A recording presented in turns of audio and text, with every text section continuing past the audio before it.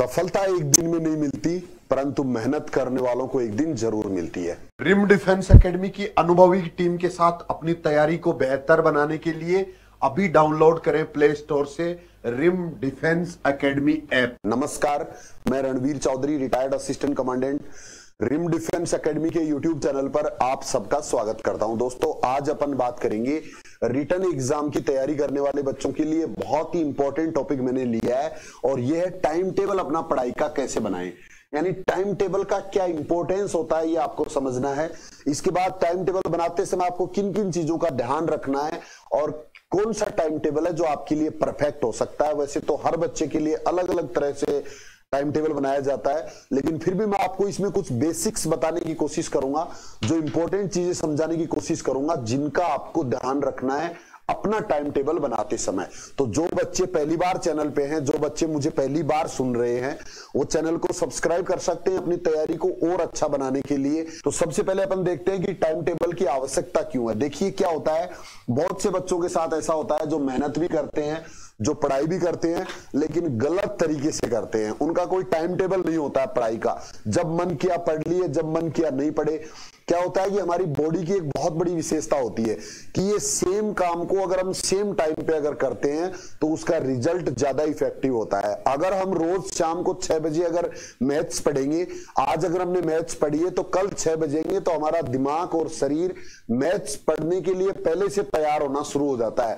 और अगर आज हमने मैथ्स पढ़ी और कल हमने साइंस पढ़ी, अगले दिन हमने हिंदी पढ़ी, अगले दिन हमने जीके पढ़ा, तो इस तरह से अगर हम रोज अलग अलग चीज किसी भी टाइम पढ़ रहे हैं तो ये हमारा शरीर है, जो मस्तिष्क है, वो तैयार नहीं हो पाता है।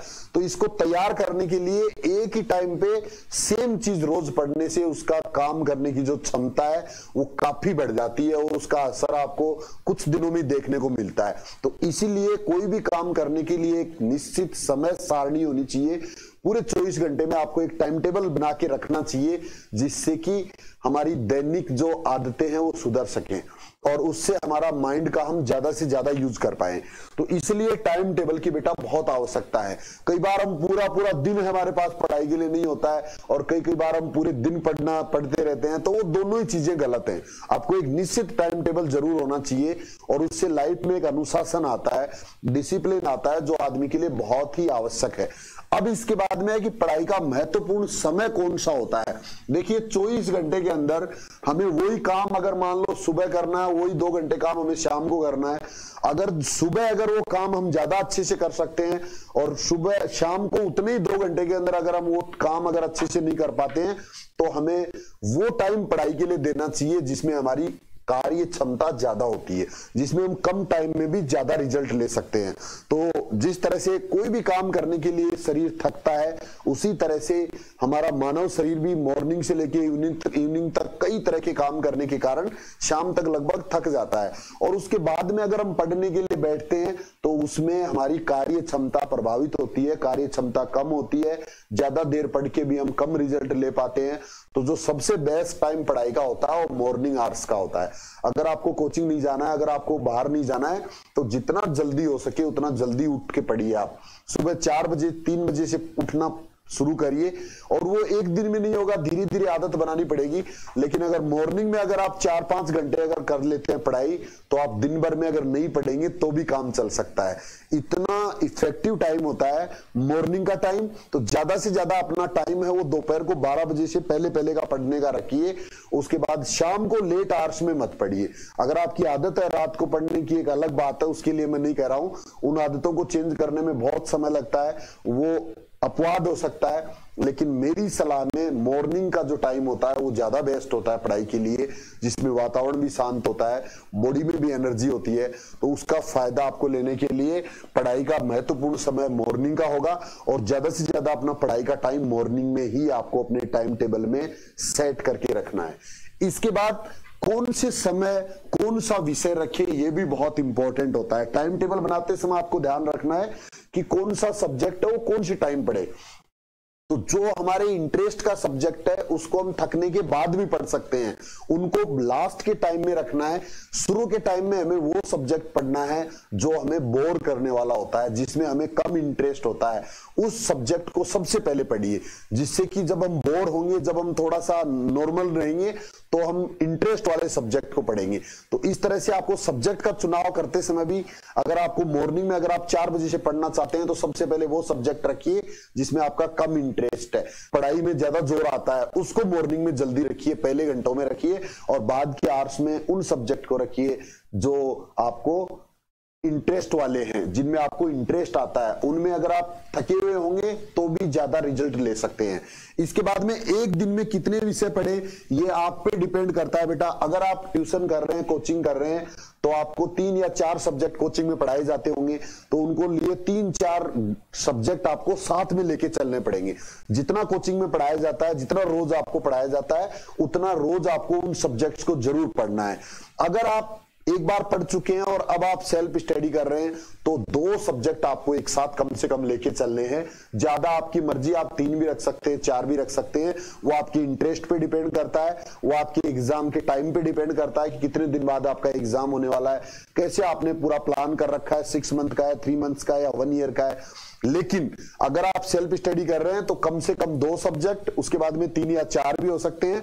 केवल एक सब्जेक्ट पढ़ना थोड़ा सा गलत होता है कि आप एक सब्जेक्ट को पहले पूरा खत्म करो, फिर दूसरा करो, फिर तीसरा करो, चौथा करो, तो उसमें फिर टाइम मैनेज कम हो पाता है। पहले वाले सब्जेक्ट को काफी दिन निकल जाएंगे पढ़े हुए, तो उससे रिजल्ट फिर प्रभावित होता है।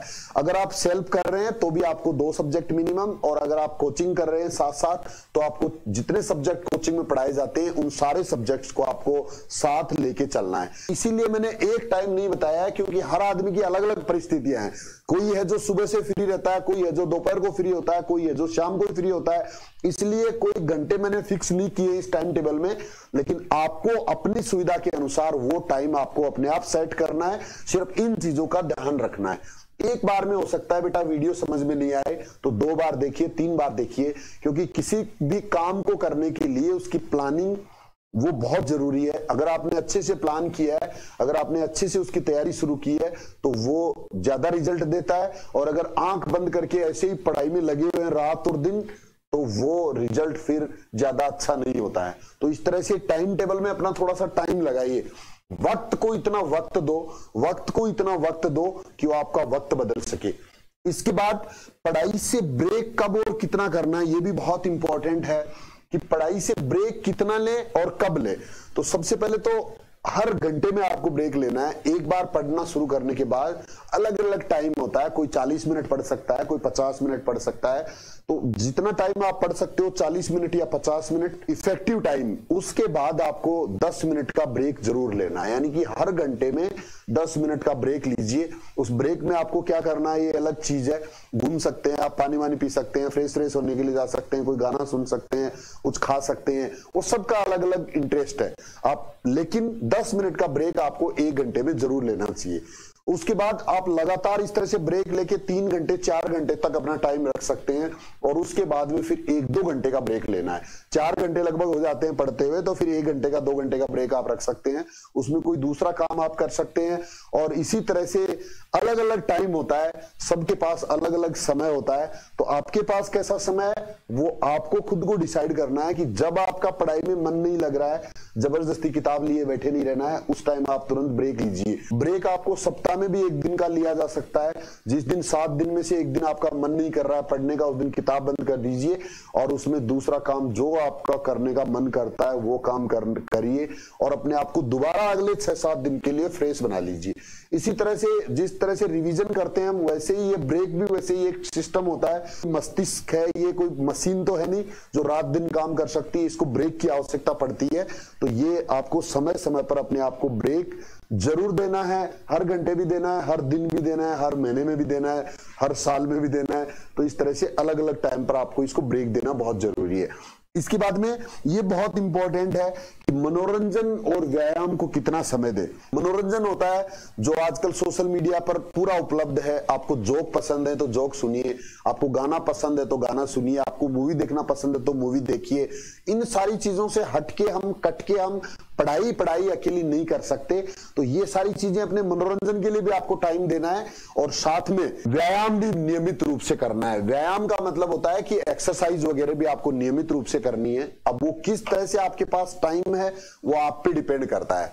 आप घर में रहते हैं तो घर में भी आप कर सकते हैं, योगा कर सकते हैं, प्राणायाम कर सकते हैं, कुछ हल्की फुल्की एक्सरसाइज आप कर सकते हैं और एक स्वस्थ शरीर के अंदर ही स्वस्थ मस्तिष्क निवास करता है। मॉर्निंग में आप 10-15 मिनट के लिए हल्की वॉक कर सकते हैं, रनिंग कर सकते हैं, जॉगिंग कर सकते हैं, जो भी आप जिस लेवल का भी आप व्यायाम करना चाहते हैं वो जरूर टाइम निकालिए। और मैं तो ये कहूंगा कि बच्चे से लेके बूढ़े तक सभी लोगों को कम से कम 1 घंटा अपने खुद के शरीर के लिए निकालना चाहिए, क्योंकि पहला सुख निरोगी काया है। तो इसको एक आदत बना लो कि 1 घंटा नहीं तो आधा घंटा तो आपको रोज अपने व्यायाम के लिए देना है, चाहे मॉर्निंग में देना है चाहे इवनिंग में देना है, बट जरूर देना है। आज के लिए इतना ही। जय हिंद, थैंक यू, धन्यवाद।